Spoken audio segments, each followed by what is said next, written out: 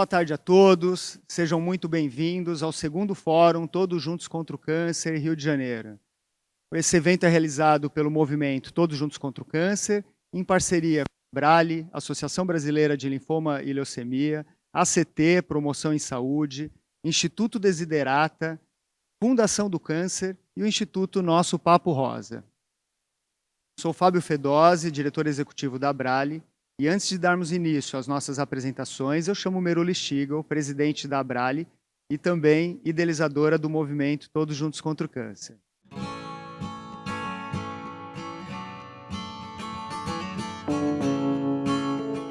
Olá, pessoal!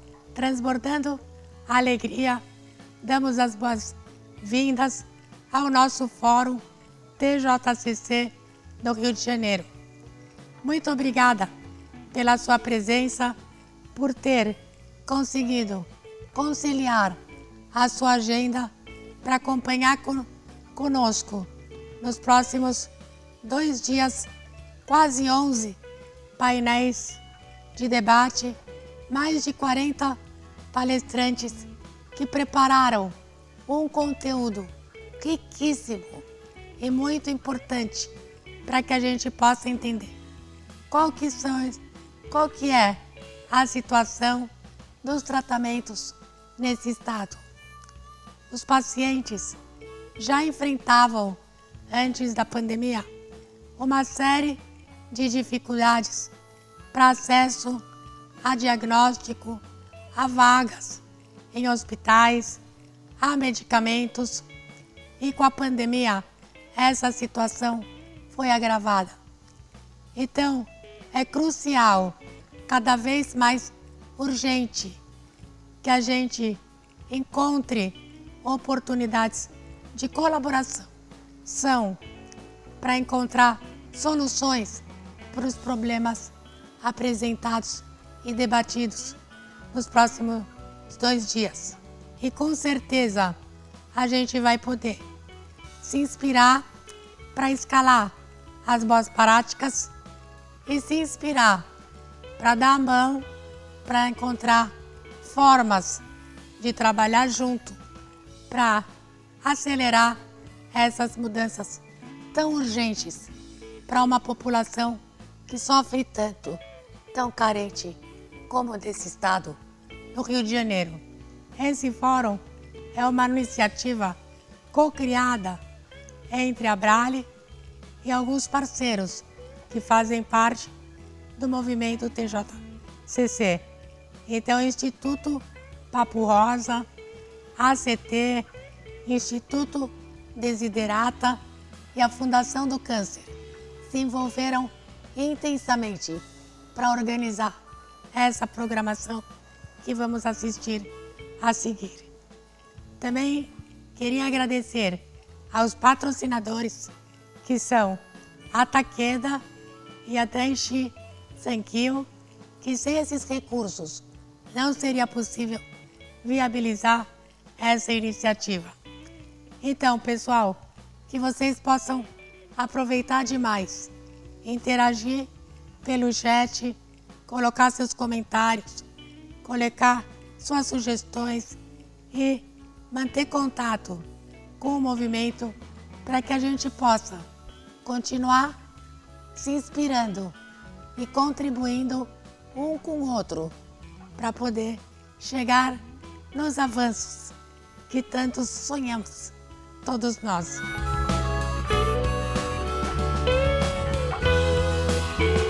Sabemos que são muitos os desafios e os problemas enfrentados na saúde e na oncologia no Rio de Janeiro, mas acreditamos que juntos podemos criar importantes diferenças para a melhoria deste cenário.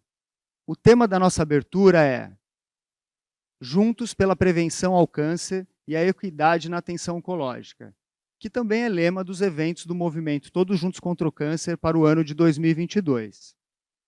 E os nossos convidados são doutora Ana Cristina Pinho Mendes Pereira, médica e diretora-geral do Instituto Nacional do Câncer, o INCA. Doutora Fernanda Daniel Fialho, médica intensivista pediátrica, subsecretária de Atenção à Saúde do Estado do Rio de Janeiro. Paula Jones, presidente da ACT Promoção em Saúde. Renata Couto, diretora executiva no Instituto Desiderata.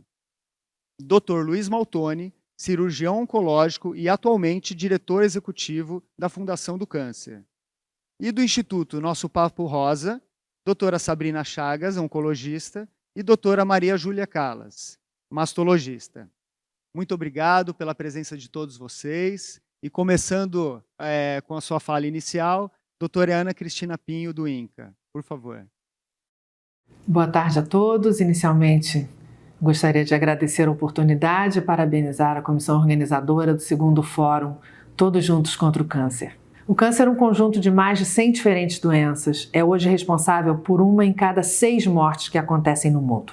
As estimativas da Organização Mundial da Saúde, no relatório de 2020, mostraram que tivemos 18 milhões de casos de câncer no ano de 2018 e que poderemos chegar a quase 30 milhões de casos em 2040. No Brasil, nossas estimativas apontam que teremos no ano de 2022 626 mil novos casos da doença, incluindo câncer de pele não melanoma, e 450 mil casos novos, excluindo esse tipo. É a 2ª causa de mortalidade em nosso país e que avança a passos largos para ocupar a 1ª posição. Em relação aos custos dos tratamentos para o câncer no nosso sistema de saúde, o SUS, o crescimento é exponencial e impagável. É uma conta que não fecha.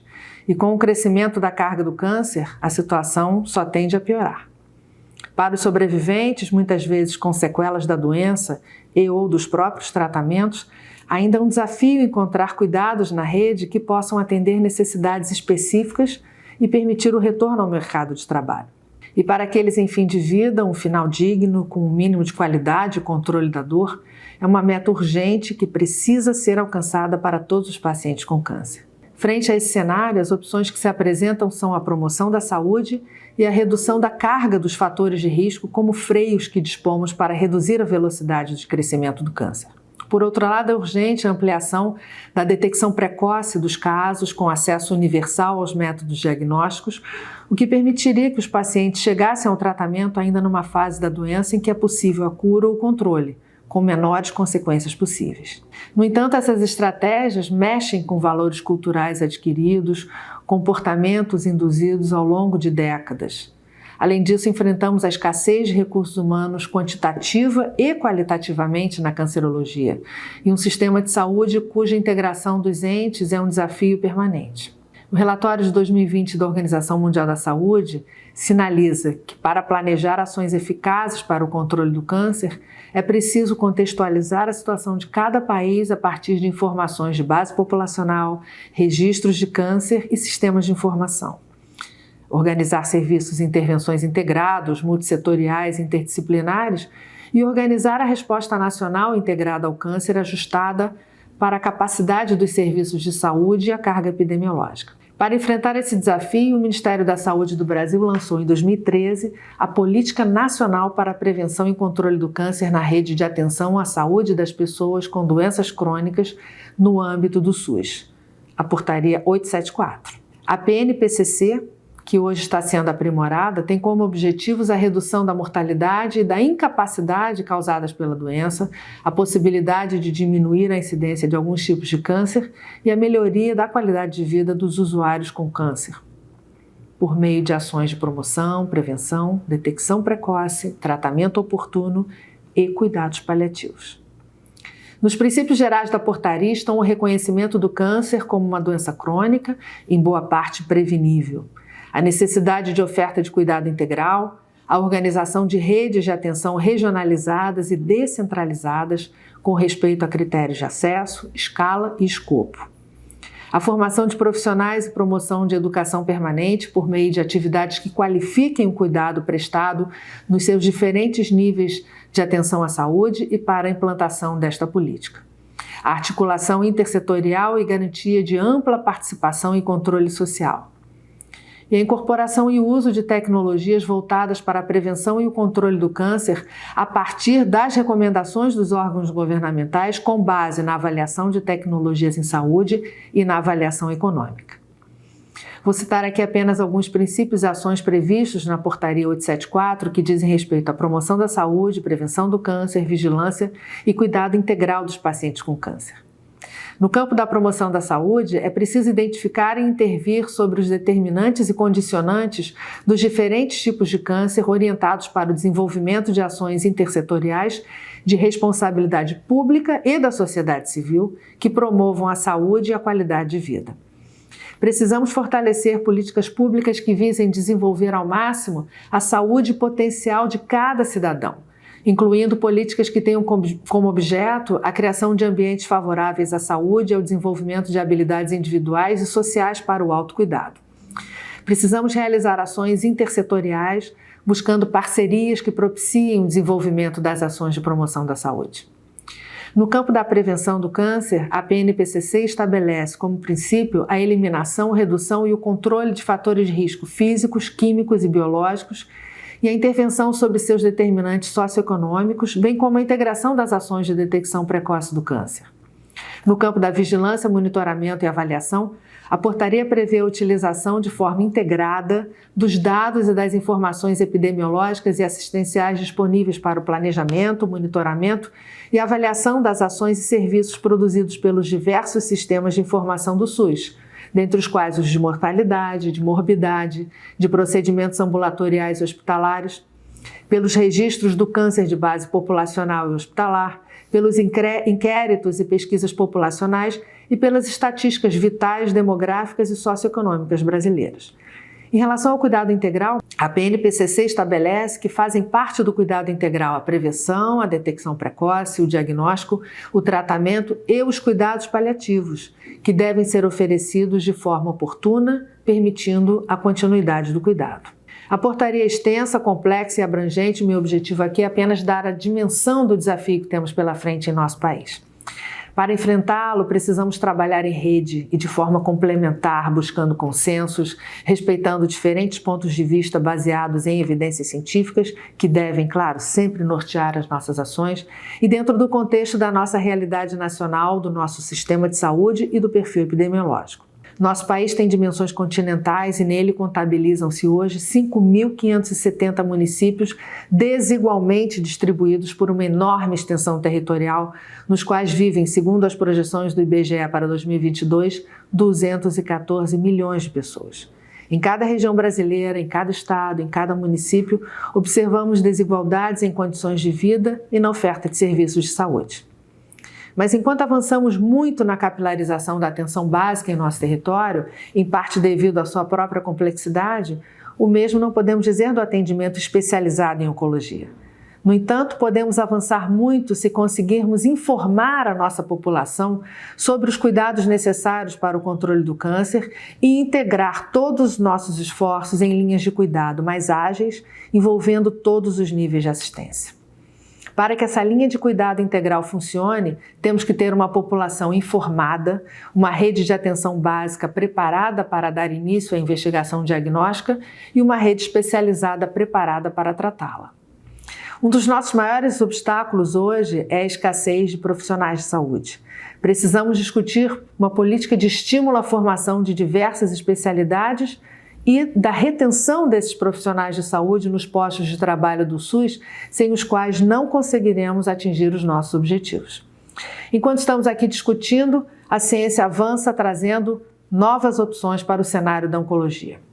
Entre elas, algumas que não vão impactar significativamente o cenário de mortalidade por câncer, apenas agregar valor no plano individual.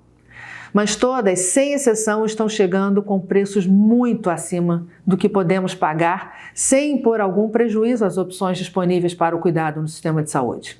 O orçamento tem limite. Para introduzir uma nova tecnologia, temos que fazer opções de corte em algum ponto. E precisamos conhecer se, de fato, essa tecnologia é eficaz, segura e economicamente viável para as escolhas que se apresentam.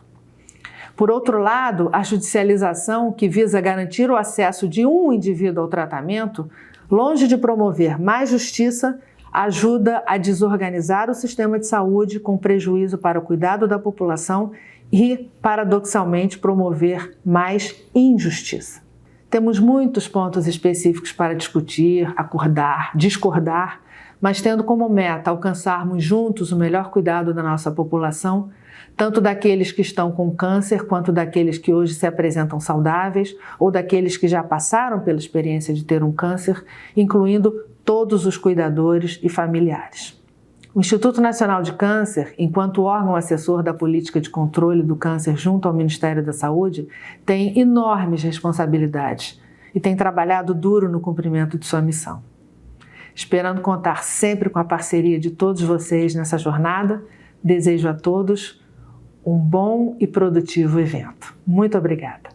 Obrigado, doutora Ana Cristina. E eu queria chamar agora a Fernanda, doutora Fernanda, para poder falar, ter a sua fala. Por favor. Obrigada, Fábio. Boa tarde a todos e todas.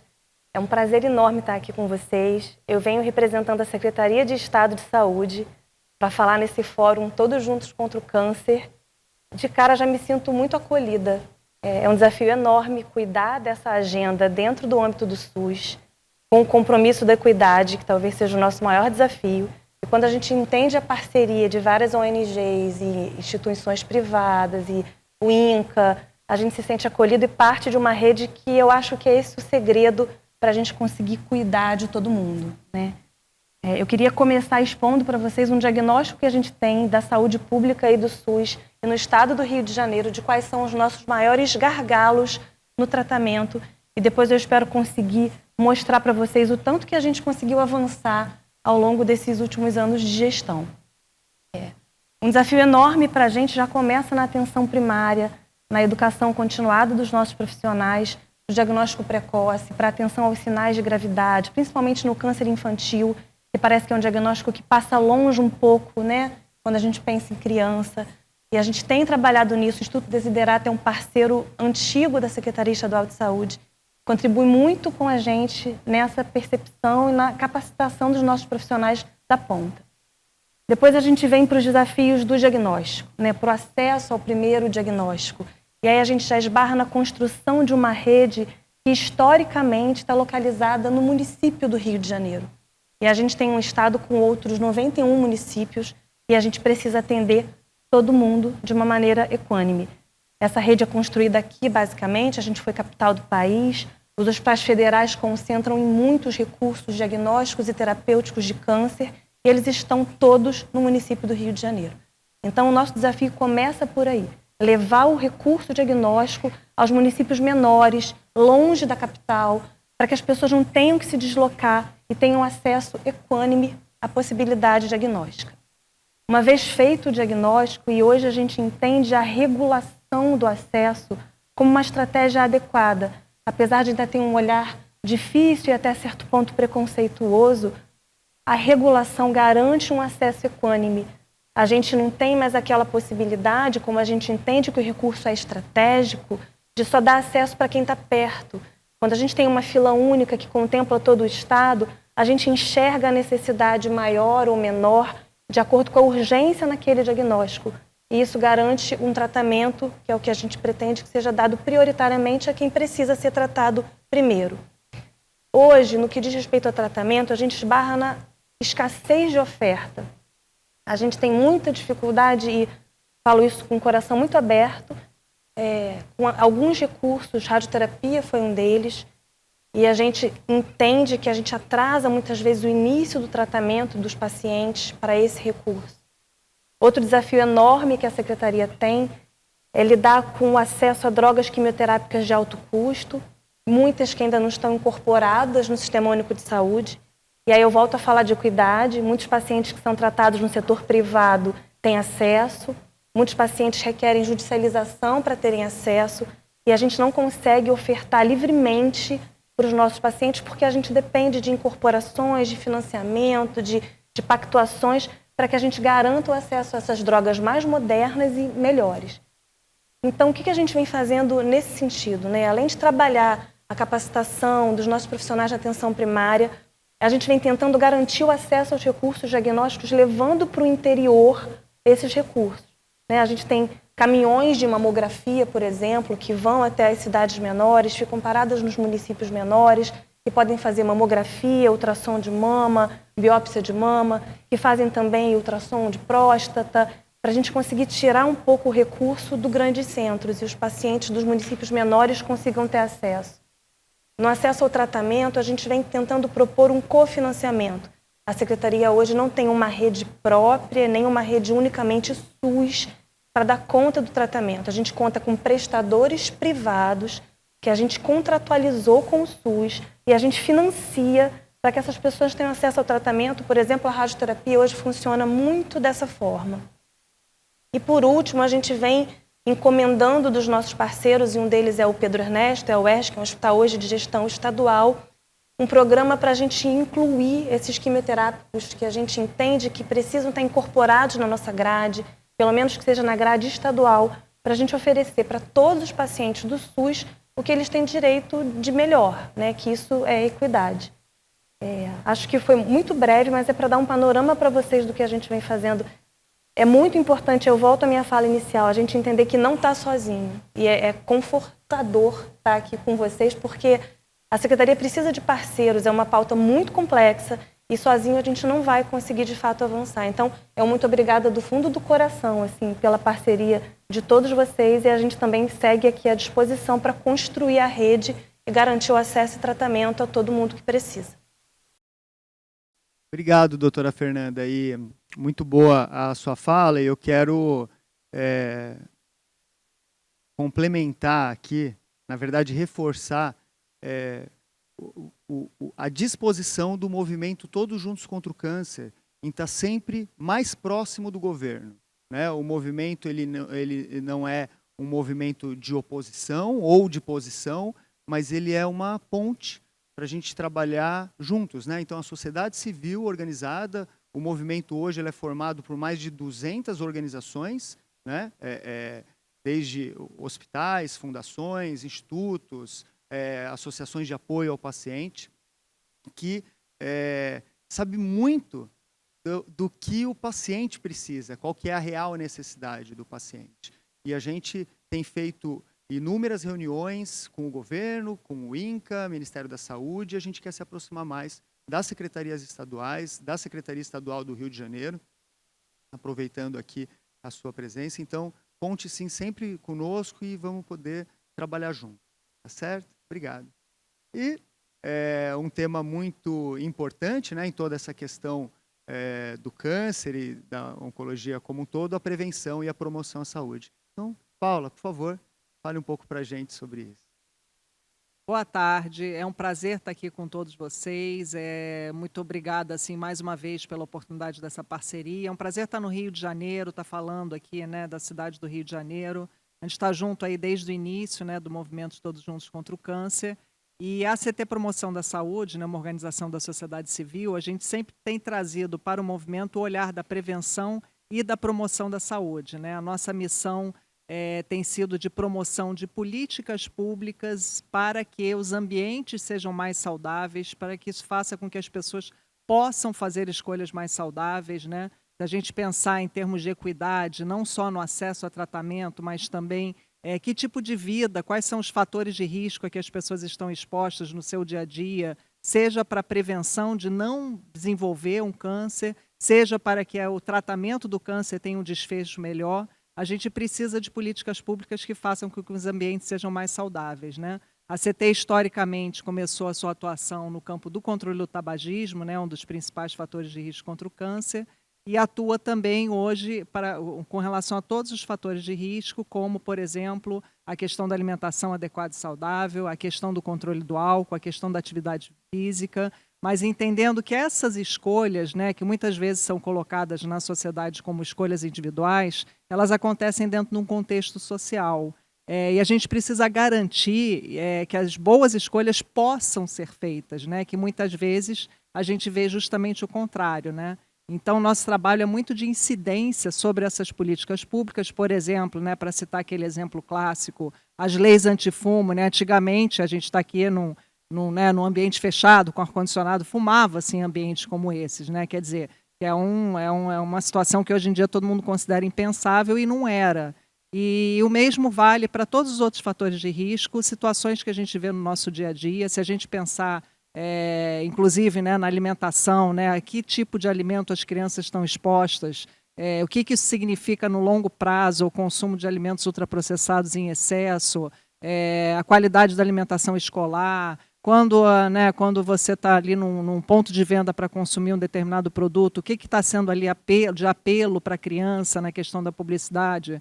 Normalmente são os piores produtos que têm mais publicidade, ou personagem infantil favorito. O mesmo vale assim, quando você pensar assim, na quantidade absurda de publicidade de álcool que a gente ainda tem no Brasil, né? Embora exista uma lei federal que restringe a publicidade de tabaco, ela permite a publicidade de cerveja, né? E ela é bastante prevalente na sociedade como um todo.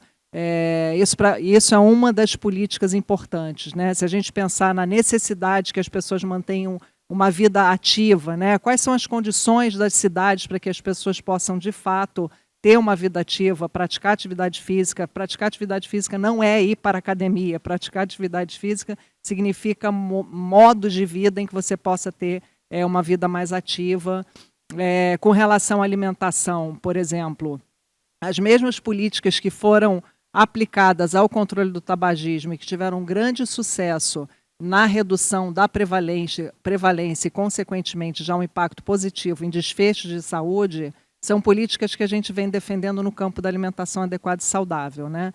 Como, por exemplo, informação adequada no rótulo dos alimentos, você tem muita propaganda enganosa nos rótulos, você não tem informação adequada. Felizmente, a partir de outubro desse ano, o Brasil já vai ter uma rotulagem nutricional frontal com modelo de lupa que vai indicar aqueles produtos que têm os nutrientes críticos em excesso, né, como o açúcar, o sódio, a gordura. Vai ser uma medida importante. Ela pode, inclusive, nos ajudar a evoluir em relação a outras medidas importantes, como, por exemplo, a tributação daquilo que faz mal à saúde, né? Uma das agendas da ACT, que pega todos os fatores de risco, ela diz respeito à tributação. Então, o que faz mal para as pessoas deve ser mais caro e o que faz bem deve ser mais acessível. A gente vem se aprofundando muito nesse tema e a gente tem observado que a gente tem distorções tributárias no Brasil de tal natureza que quanto pior o produto é para a saúde, quanto mais distante ele está do que recomenda o Guia Alimentar para a População Brasileira, mais incentivos públicos ele recebe. E o que isso tem a ver com, por exemplo, né, falando aqui, trazendo um pouco da questão da equidade no acesso, está totalmente relacionado, porque está ligado assim, como é que a gente está investindo dinheiro público, para onde o dinheiro público está indo. Então, investimentos que poderiam ser feitos em saúde, né, inclusive quando a gente fala da tributação de produtos nocivos, a gente está falando que esse dinheiro poderia e deveria ser reinvestido no próprio SUS, poderia ser reinvestido em programas de promoção da saúde, quer dizer, você poderia criar um círculo virtuoso, né, de arrecadação do Estado que possa ser reinvestido em saúde e que, por outro lado, poderia também ajudar a diminuir as externalidades negativas desse produto, né? A gente não pode continuar numa sociedade que continue premiando que quem produz coisa ruim lucra muito mais do que quem produz coisas boas e que fazem bem à nossa saúde, né? Então, é uma lógica completamente invertida e que também explica por que os casos, né, por que as doenças crônicas não transmissíveis como um todo é o que mais mata no Brasil e no mundo hoje, por que os casos de câncer, né, a gente continuam aumentando, por que a gente tem tanta dificuldade em controlar, né? E você pode fazer isso através de provocações, através de políticas públicas que estão ligadas a estilo de vida. Mas, de novo, né, a gente reforça muito essa agenda, não a partir só do comportamento individual, a partir dessa questão de promoção de um contexto favorável. Um país tão desigual como o Brasil, né, a gente viu, né, a gente vê, observa que no acesso, até na atenção oncológica, como que é mais difícil, dependendo do lugar onde a pessoa mora, se ela vai ter acesso ao diagnóstico, ao tratamento adequado ou não, como isso é impactante. Isso também vale nessa questão de acesso a produtos que fazem bem, ou acesso a uma alimentação adequada, ou quantas horas uma pessoa gasta de transporte indo para o trabalho, né? A gente pensa, vê aqui no Rio de Janeiro, na periferia, você fica 2, 3 horas no transporte público, todo aquele percurso você não tem acesso também a alimentos adequados, as facilidades acabam sendo vendidas de forma mais facilmente, se você olhar até para... Já foi feita uma pesquisa, por exemplo, no ambiente assim, do metrô ou de trem, que tipo de alimento é oferecido, é ofertado nesses ambientes. Quer dizer, todas essas situações elas vão tendo um elemento cumulativo de fatores de risco e o desfecho da saúde acaba sendo pior e também pior para as pessoas que têm menos renda, que têm menos acesso à informação. Então, a gente precisa garantir, né, o nosso papel enquanto sociedade civil, é garantir que o Estado adote essas medidas regulatórias que possam ajudar as pessoas a terem vidas mais saudáveis, né, que em última instância é isso. Bom, então, trazendo todas essas políticas públicas para esse debate, para a gente não ter também uma sociedade em que a gente haja de forma descolada entre a prevenção e o tratamento, né? Eu acho que saúde, a gente entende saúde como uma abordagem mais ampla, que a gente precisa conectar as nossas agendas, a gente também trabalha em rede, historicamente a gente vem trabalhando em rede, seja nas parcerias, né? A gente tem uma parceria histórica de longa data também com o INCA e com outras entidades na área da saúde, outras entidades da área da sociedade civil, e esse trabalho em rede é muito importante que a gente possa se apoiar mutuamente nas nossas agendas, embora o trabalho específico lá na ponta, da prevenção e do controle, ele possa parecer tão diferente, né? Mas ele, em algum lugar, ele acaba se conectando quando a gente pensa, e o exemplo mais concreto, né, que eu já trouxe aqui na fala, é que se você conseguir aumentar a tributação de produtos nocivos à saúde, e esse vale está ligado a todos os fatores de risco, você pode conseguir arrecadar mais recursos para a saúde. A gente vem acompanhando projetos de lei que tramitam nesse sentido há muitos anos no Congresso Nacional.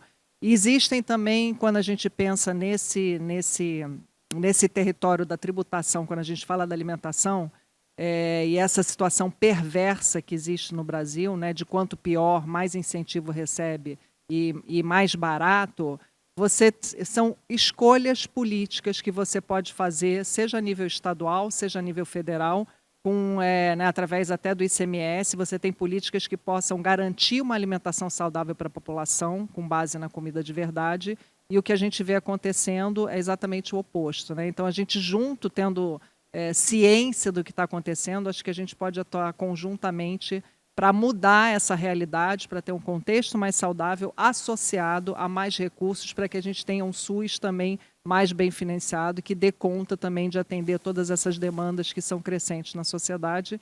E um excelente evento para todos nós, é sempre um prazer estar aqui promovendo e fazendo esse debate. E aí queria convidar a conhecerem nossas campanhas e apoiarem, que a gente tem campanhas falando sobre todos esses assuntos no nosso site, que é o actbr.org.br. Obrigada. Muito legal, Paula.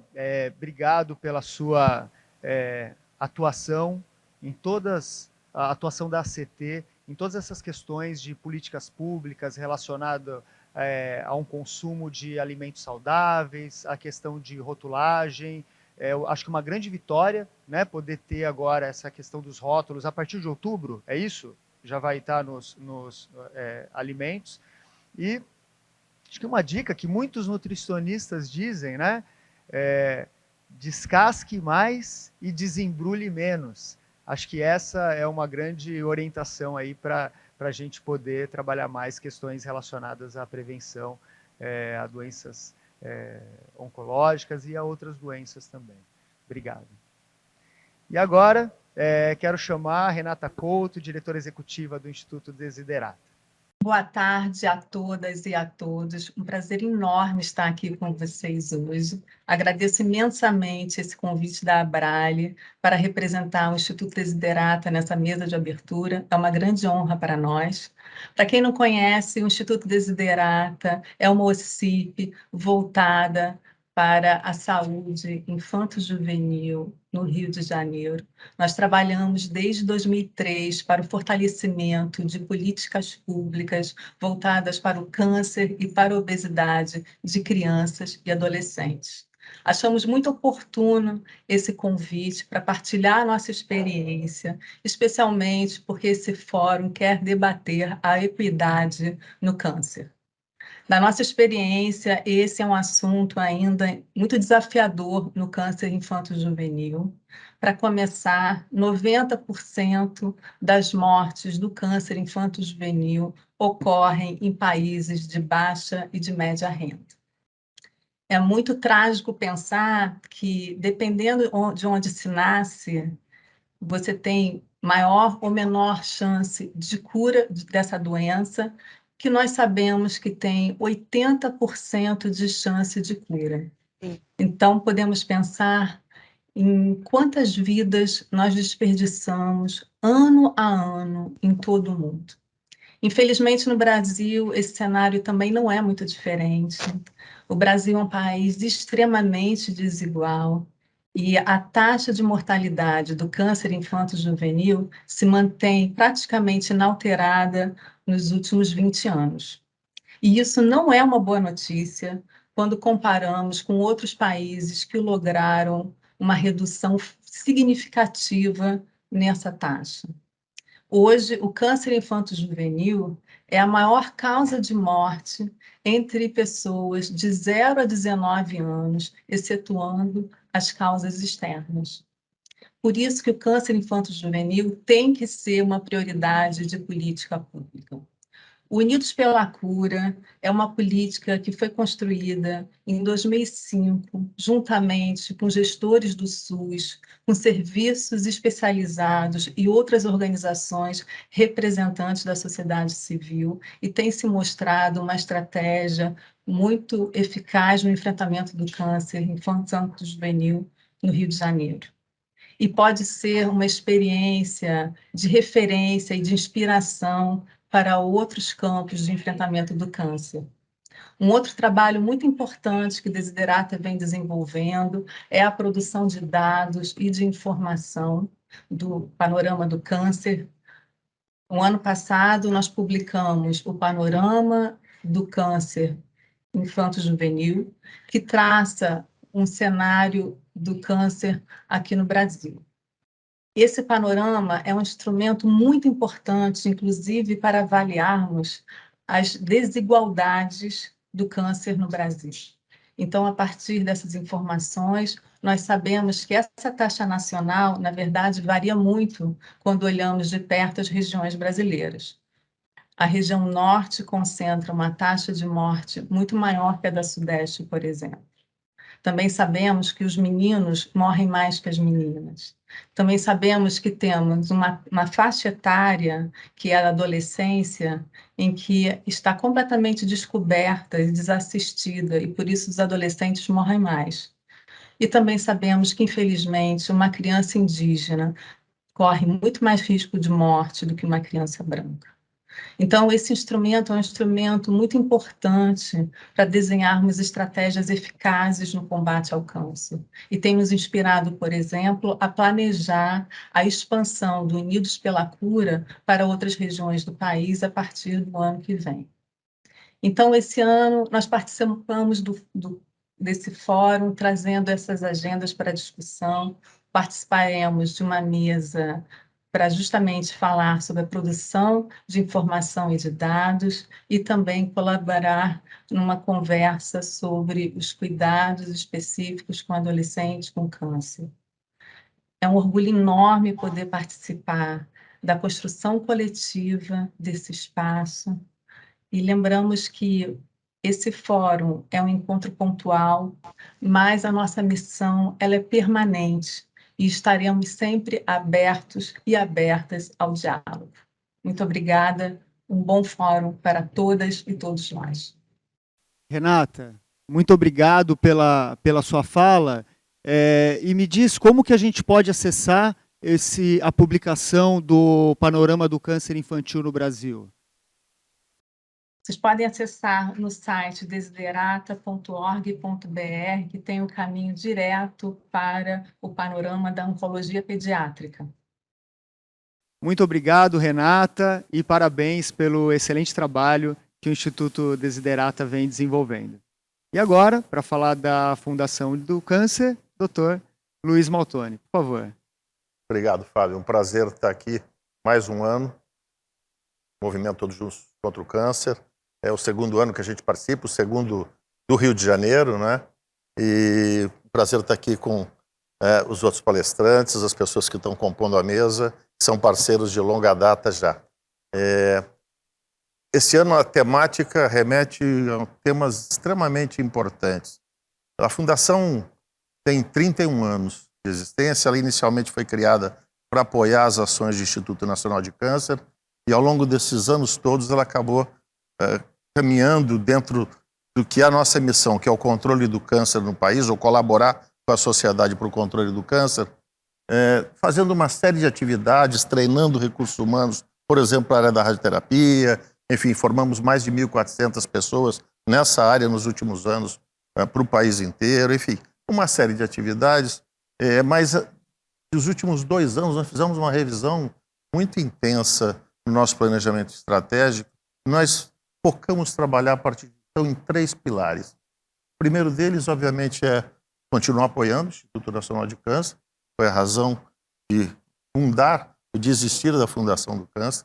Um segundo pilar que traz basicamente aquilo que a Fundação ao longo dos anos foi desenvolvendo, que é colaborar com as secretarias municipais e estaduais num projeto grande que a gente chama de inovação para a área do câncer, o que a Fundação pode contribuir com as secretarias, com a sociedade civil, com informação, com dados, pudesse ajudar naquilo que a gente mais quer, que é poder colaborar em controlar o câncer. Mas quando a gente fala em controlar o câncer, a gente está falando de uma infinidade de doenças, em diversos níveis de atenção, que a gente está falando de prevenção primária, prevenção secundária, a gente está falando de diagnóstico, estamos falando de tratamento, estamos falando de cuidados paliativos, enfim, pesquisa, uma série de formação de recursos humanos para a área de oncologia. São muitas nuances e não dá para a gente fazer tudo. Então, um outro pilar, que é o terceiro pilar que a gente tem trabalhado no último ano, dando um foco muito grande daqui para frente, cada vez mais, e vai fazer parte de discussão nesse nosso ano aqui com vocês, que é discutir a questão do câncer do colo do útero.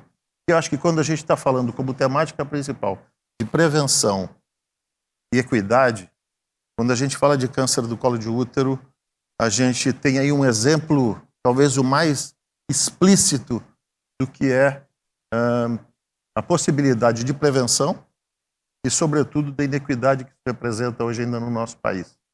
Quando a gente sabe o que causa câncer do colo do útero, das outras 200 e tantos tipos de câncer que existem, uma boa parte, a gente não consegue ainda saber qual é a causa.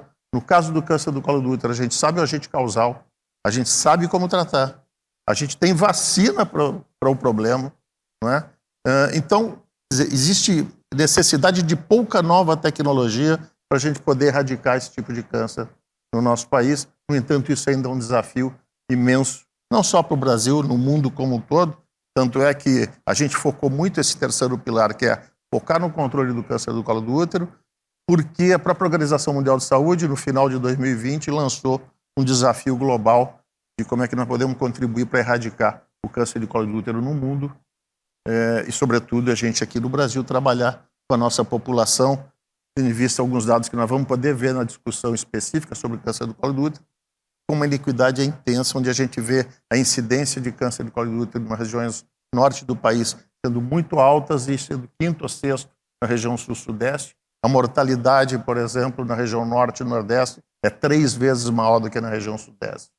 Então, talvez o exemplo mais claro do que é inequidade e do que é falta de prevenção, sobretudo prevenção, é óbvio, quem está doente precisa se tratar, precisa fazer diagnóstico, mas se a gente trabalhar com muita ênfase a questão da prevenção, da vacinação das meninas e dos meninos, e poder ofertar e ampliar e recrutar as mulheres que precisam fazer os exames preventivos, a gente vai estar, ao longo dos próximos anos, reduzindo até que a gente, de fato, consegue fazer, como muitos países já fizeram, erradicar o câncer do colo do útero do nosso país.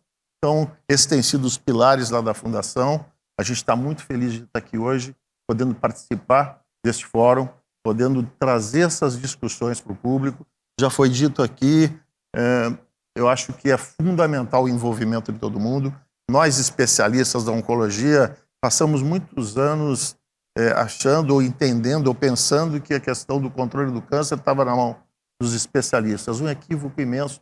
talvez esse seja um dos fatores que tenham atrasado tanto a gente poder avançar ainda mais, né? Isso é um problema de saúde pública e depende de uma mobilização muito, muito grande da sociedade, de toda a sociedade, da sociedade civil, dos governos, enfim, da população. Isso perpassa informação adequada, correta, clara, transparente, nas questões de alimentação, de hábitos de vida saudável, questão do tabagismo, que está aí uma discussão hoje, ainda de novo, voltando uma coisa que nós temos controlado, que é a proibição, por exemplo, do cigarro eletrônico, e a gente preocupado com que isso possa ser interrompido, não. Quer dizer, não pode, a gente tem os jovens e ainda uma população que, apesar do país ter uma política de controle do tabagismo extremamente vitoriosa no país, por motivo de orgulho de todos nós, a gente não pode voltar, dar passos para trás. Então, eu acho que esse é o mote da existência da Fundação do Câncer, é por isso que a gente está aqui, e é um prazer imenso poder contribuir e participar de todo esse movimento com todos vocês. Eu agradeço mais uma vez o convite e já aproveito para chamar para que as pessoas assistam a nossa mesa de câncer do colo do útero, que eu acho que vai ser bem interessante, ao mesmo tempo que convido todos a entrar lá no câncer.org.br, tem uma série de informações sobre um pouco disso que eu já acabei de falar. Obrigado pelo convite. Fantástico, Dr. Maltoni. E um ponto muito importante que o senhor tocou, a questão especificamente do câncer de colo de útero, da autorresponsabilidade, né, de toda a sociedade de participar também na questão da prevenção. A vacina está aí, né? Existe como a gente erradicar o câncer de colo de útero, que inclusive em outros países já está erradicado. Então, uma chamada aí para toda a população, para a gente fazer essa campanha, para que as pessoas tomem a vacina, né? Para que as pessoas não, para que você leve os seus filhos para tomar a vacina e assim conseguir evitar o câncer de colo de útero na sua fase adulta. Tá certo? Obrigado. Dr. Maltoni. Legal, então, encerrando aqui as nossas apresentações, eu quero chamar a doutora Sabrina Chagas e a doutora Maria Júlia Callas para falar sobre o Instituto Nosso Papo Rosa. Olá, eu sou Sabrina Chagas, oncologista clínica. Olá, eu sou Maria Júlia Gregório Callas, eu sou mastologista. Nós somos idealizadoras e cofundadoras do Instituto Nosso Papo Rosa. Tudo começou quando eu conheci a Sabrina no lançamento do seu primeiro livro, no qual ela contava a história do câncer de mama do pai. Médico, mastologista, renomado, conhecido no Brasil todo.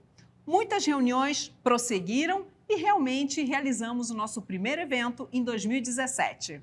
Quem diria, hein, Júlia, que aquela noite chuvosa de segunda-feira ia nos trazer até aqui. O Nosso Papo Rosa, nos 5 anos de sua história, realizou mais de 20 eventos visando desmistificar o câncer de mama e acolher pacientes em sua caminhada. Rio de Janeiro, Niterói, INCA, Sindicato dos Surdos do Rio de Janeiro, Instituto Bem-Estar e até em São Paulo foram alguns dos nossos lugares de atuação. Além disso, criamos o Nosso Papo Rosa Colorido, uma forma de levar acolhimento à população LGBTQIA+. Aqui nesse fórum, iremos trazer a pauta de outras diversidades sociais, como a citação dos negros, das populações que vivem em comunidades e daqueles que são marginalizados também em seus trabalhos, por terem passado pelo câncer. Em outra mesa, falaremos sobre as peculiaridades do acompanhamento dos pacientes que já passaram pelo câncer, um tema tão pouco falado. E assim, juntas, vamos sempre trabalhando pelo olhar para todos. Sempre! Obrigado, doutora Sabrina e doutora Maria Júlia. Vocês são incríveis, né? Parabéns aí por todo o trabalho do Instituto Nosso Papo Rosa. E considerando o nosso lema do segundo fórum, Todos Juntos contra o Câncer, Rio de Janeiro, eu quero deixar aqui para vocês uma provocação. O que a gente pode fazer pela prevenção ao câncer e a equidade na atenção oncológica? Qual que é o nosso papel? E compartilhem nas suas redes sociais o nosso encontro, usando a hashtag Movimento TJCC. Bom, quero agradecer a participação de todos vocês. Muito obrigado. E todos vocês que estão aí nos assistindo, fiquem com a gente nesse primeiro dia. Temos ainda alguns painéis, e amanhã também o Fórum TJCC Rio de Janeiro continua. Muito obrigado, boa tarde.